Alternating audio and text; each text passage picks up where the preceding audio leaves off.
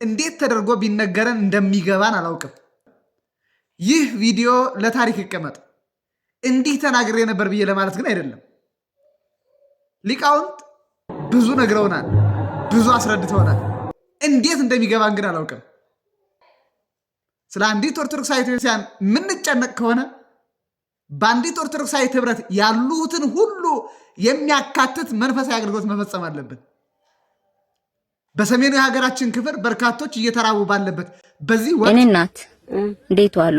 ገንዘባችንን ለተራበ መስጠት ሲገባ ጥቂቶችን ሀብታም ለማድረግ የምናደርገው አውቀንም ይሁን ሳናውቅ የምንፈጽመው ተግባር በታሪክ እንድንወቀስ ያደርገናል።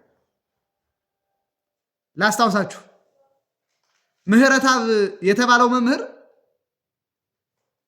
የጧፍ ነጋዴ ነው፣ እባካችሁ እሱ ያዘጋጀው የማንቂያ ደወል የተባለው መርሃ ግብር ላይ እባካችሁ አትሂዱ እንል ነበር። እኛ በቀጥታ ሳናሽ ሞነሙን ማለት ነው። እና ሰው አልገባው።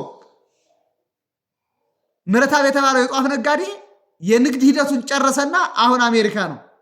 በተመሳሳይ በኢትዮጵያ ኦርቶዶክስ ተዋሕዶ ክርስቲያን የአእላፋት ዝማሬ ብሎ የመጣው ወንድማችን የንግድ ሂደቱን በሚገባ እያጣጣፈ ነው፣ በሚገባ እያስኬደው ነው።